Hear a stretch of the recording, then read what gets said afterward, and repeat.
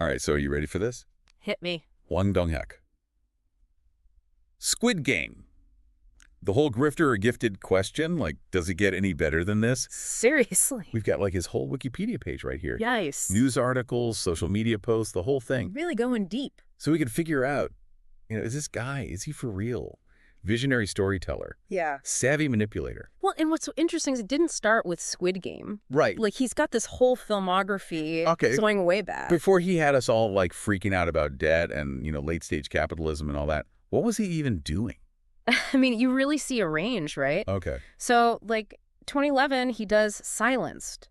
Super powerful drama. Yeah. Based on a true story about abuse at a school for the deaf. I remember hearing about this. And it wasn't just a movie. Right. Like, it sparked outrage, public outrage. Yeah. People were so angry, and it actually led to them reopening the real-life case. Wow. Then 2014, total 180, he does Miss Granny. Yeah. A comedy, feel-good movie, huge hit in Korea. Yeah. So, talk about range. Right. Hard-hitting social commentary, and then crowd-pleasing comedy. Yeah, exactly. It's like, how did this lead to Squid Game? Exactly, but I think it does in a way. He's not just a one-trick pony, you know what I mean? Right. And it kind of sets the stage for how he approaches Squid Game, Yeah. He can deliver these, like, super intense moments, but he's also got this sharp social critique woven through everything. Yeah, it's true. And, let's face it, Squid Game was huge. Global phenomenon. Global phenomenon. Netflix's most watched ever. Emmys, everything. What do you think? Why did it capture, like, the whole world's imagination like that? We've got this, like, high concept premise, right? The whole deadly game, life or death stakes. Mm-hmm.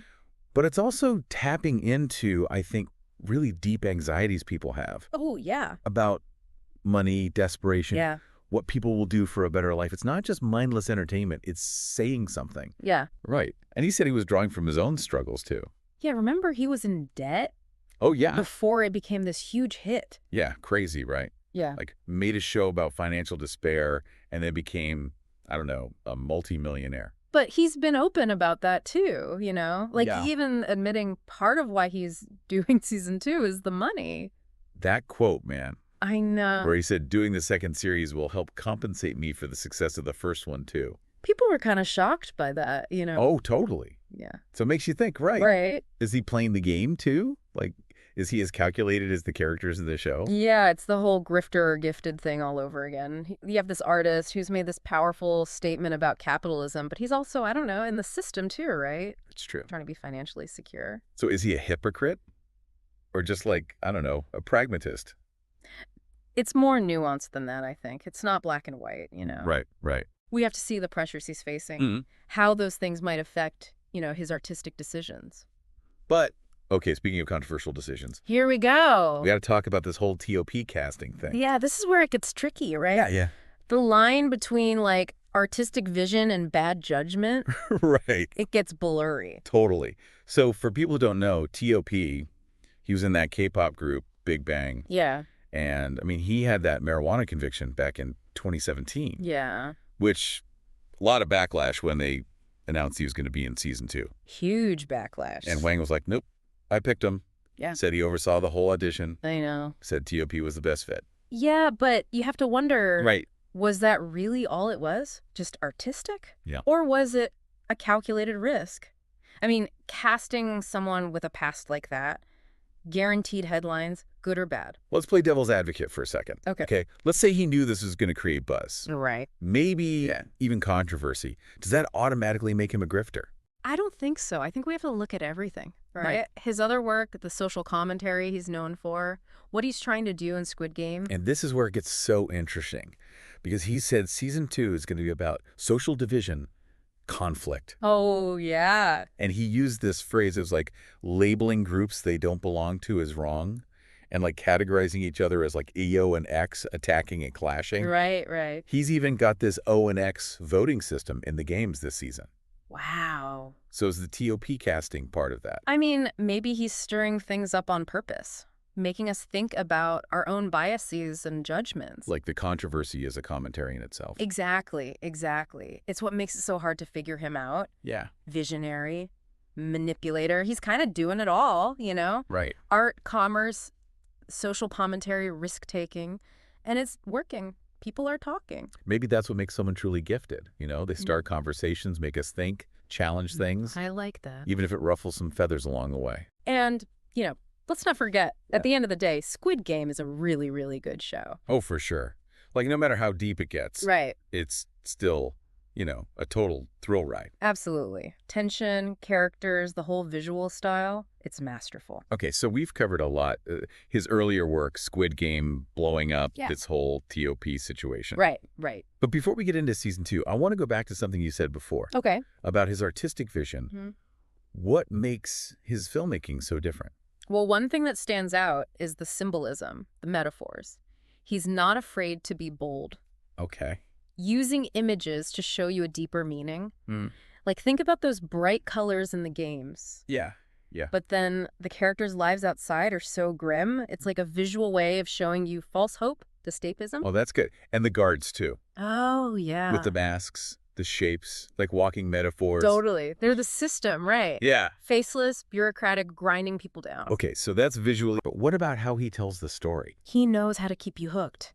Gives you just enough info, keeps you guessing, makes you wonder who to trust. Yeah, and he's not afraid to kill people off. No, he's not. Even when you like them. It's like you never know what's going to happen. Exactly. That danger, that unpredictability. It's what makes it so good. Oh, totally.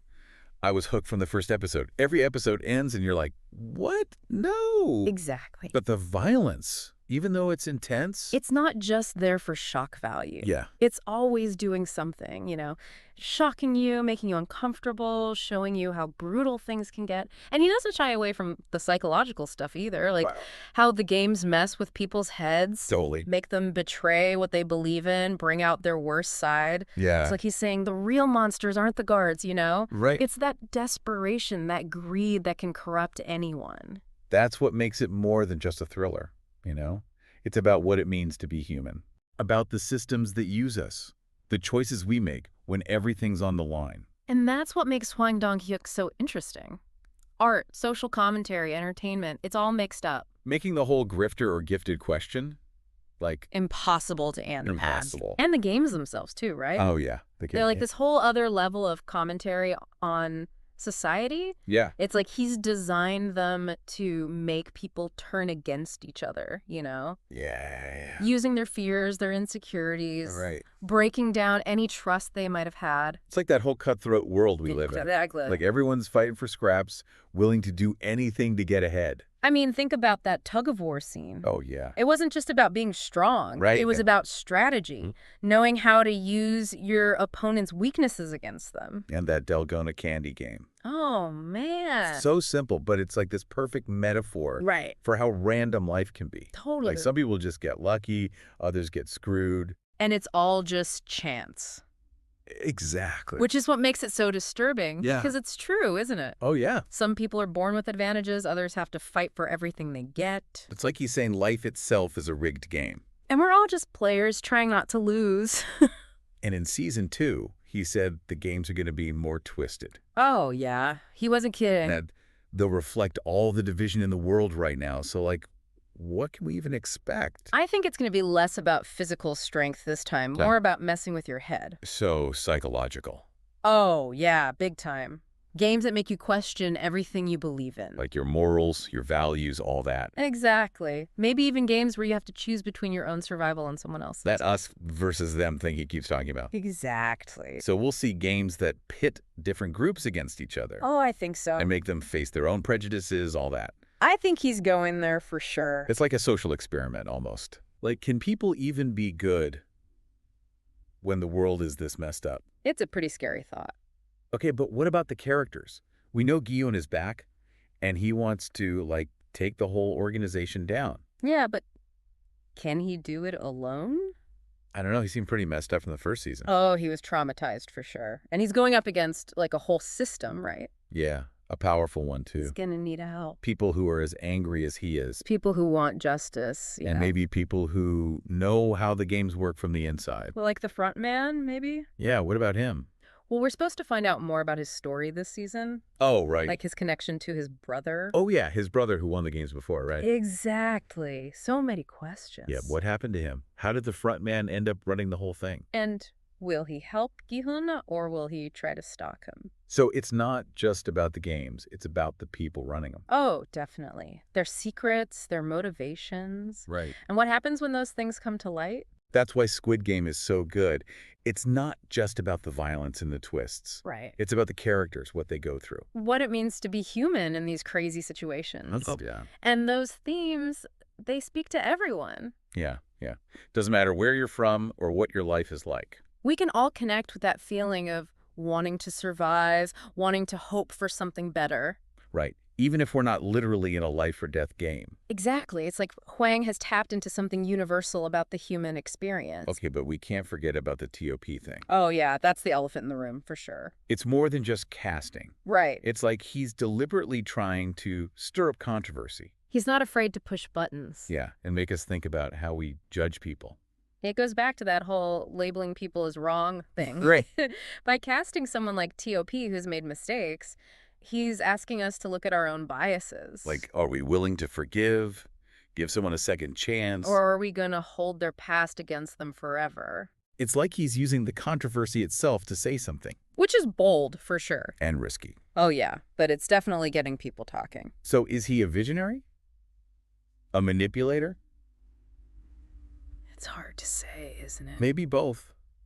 Maybe that's the whole point. Maybe he's trying to show us that the lines between good and bad, right and wrong, they're not always so clear. It's like he's making us question everything. Which, at the end of the day, is what good art should do.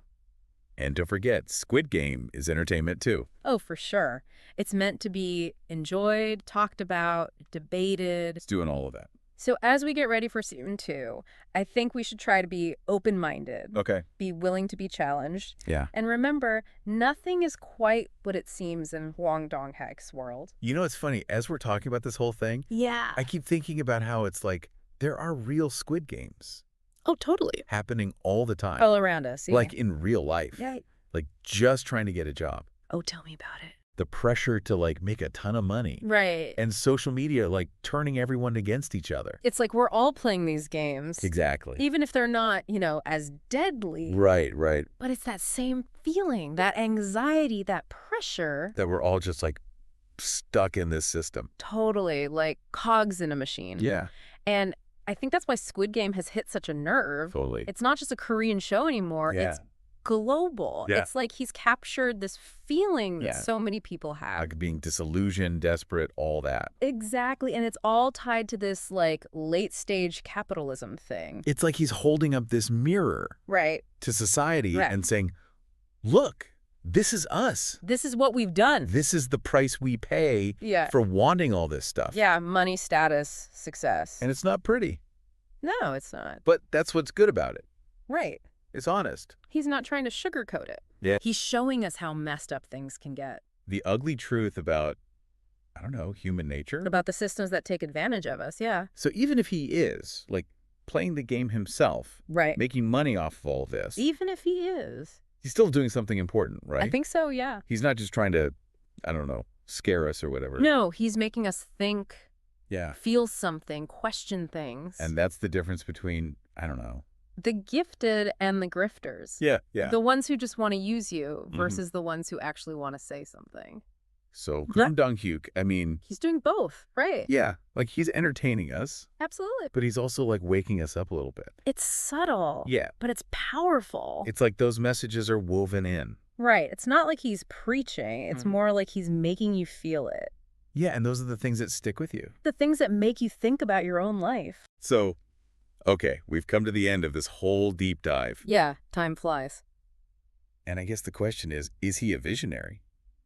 A con artist? It's not that simple, is it? No. He's an artist. Agree. He's working within this system. Yeah. He's got to deal with, making money, pleasing the audience. Right.